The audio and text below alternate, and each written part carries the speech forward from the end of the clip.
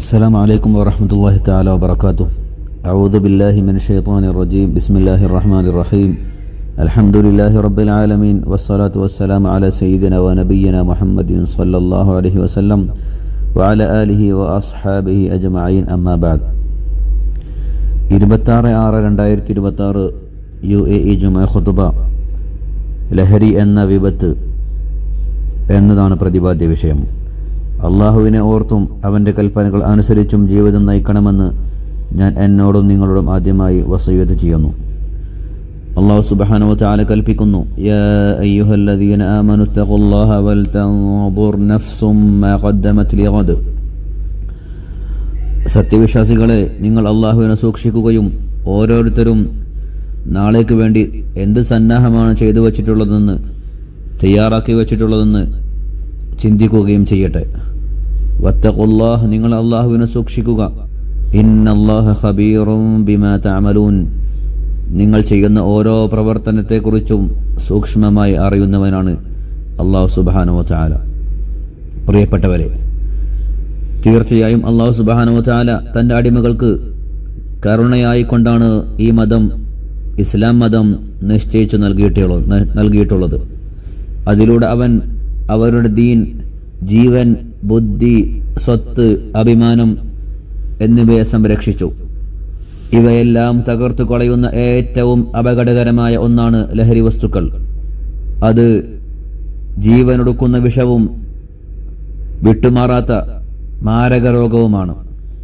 അതിന് കീഴടങ്ങുന്നവനെ അത് നാശത്തിലേക്ക് നയിക്കുകയും ഒടുവിൽ അവൻ വിസ്മരിക്കപ്പെട്ടവനായി മാറുകയും ചെയ്യും. അല്ലാഹു സുബ്ഹാനഹു വ തആല കൽപ്പിക്കുന്നു, വലാ തഖ്തുലൂ അൻഫുസകും, അന്യോന്യം കൊല നടത്താനും പാടില്ല. ഇന്നല്ലാഹ കാന ബികും റഹീമ, അല്ലാഹു സുബ്ഹാനഹു വ തആല നിങ്ങളോട് ഏറെ കരുണാമയനാണ്. വമൻ യഫ്അൽ ദാലിക ഉദ്വാനൻ വദുൽമൻ ഫസൗഫ നുസ്ലിഹി നാറ, ആരെങ്കിലും നിയമം മറികടന്ന് അക്രമമായി അങ്ങനെ ചെയ്താൽ അവനെ നാം വഴിയെ നരകത്തിൽ പ്രവേശിപ്പിക്കും. അല്ലാഹു സുബ്ഹാനഹു വ തആല വിലക്കിയ കാര്യങ്ങൾ ചെയ്തുകൊണ്ട് സ്വന്തം നാശത്തിന് കാരണമാകുന്നവർക്കുള്ള കഠിനമായ താക്കീതാണിത്. നബി സല്ലല്ലാഹു അലൈഹി വസല്ലമയുടെ ഈ വചനം ഈ അർത്ഥത്തെ മുമ്പ് പറഞ്ഞ അർത്ഥത്തെ അടിവരയിടുന്നു. ആരെങ്കിലും വിഷം കഴിച്ച് ആത്മഹത്യ ചെയ്താൽ നരകത്തീയിൽ വെച്ചും അവൻ ആ വിഷം കയ്യിലേന്തി അത് കുടിച്ചുകൊണ്ടേയിരിക്കും. അവനവിടെ എന്നേക്കുമായി ശാശ്വതനായിരിക്കും. ലഹരി വസ്തുക്കൾ ഏറ്റവും അപകടകരമായ വിഷയങ്ങളിൽ ഒന്നാണ്.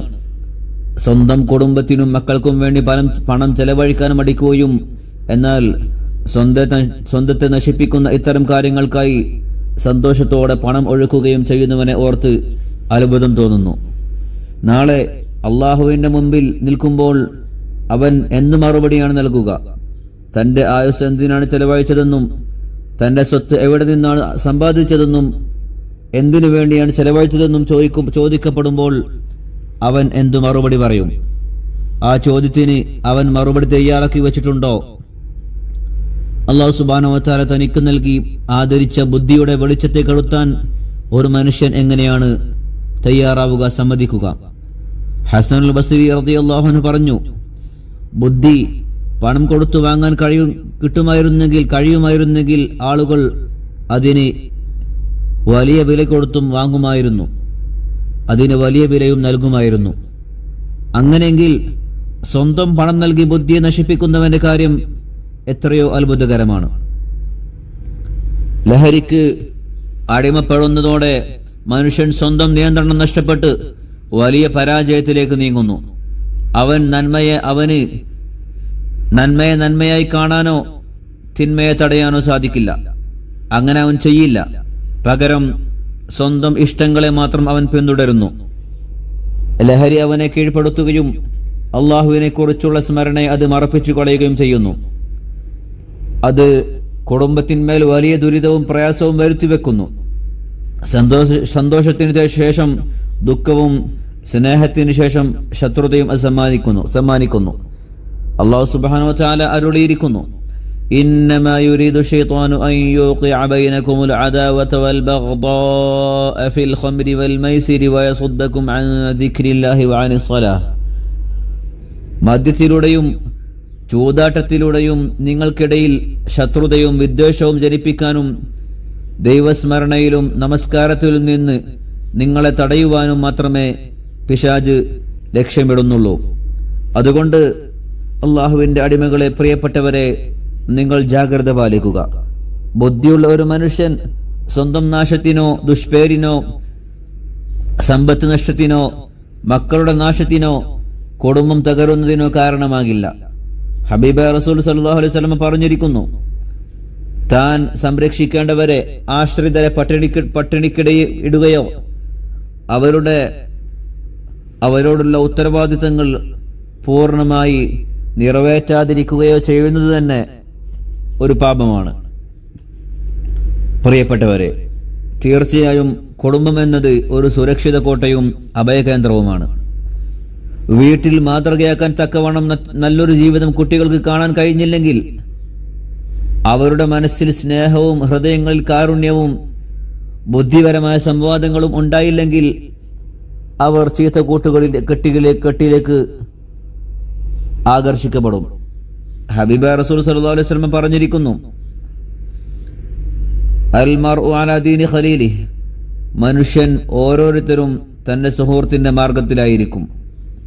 അതുകൊണ്ട് നിങ്ങളുടെ മക്കളെ നിങ്ങൾ ശ്രദ്ധിക്കുക, അവരുടെ പെരുമാറ്റങ്ങൾ നിരീക്ഷിക്കുക, അവരോട് സംസാരിക്കുകയും അവരുടെ ഒഴിവു സമയങ്ങൾ നല്ല കാര്യങ്ങൾ കൊണ്ട് അവരെ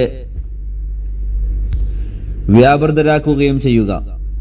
അവരെ ബോധവൽക്കരിക്കാൻ നിങ്ങളുടെ പരമാവധി ശ്രമിക്കുക.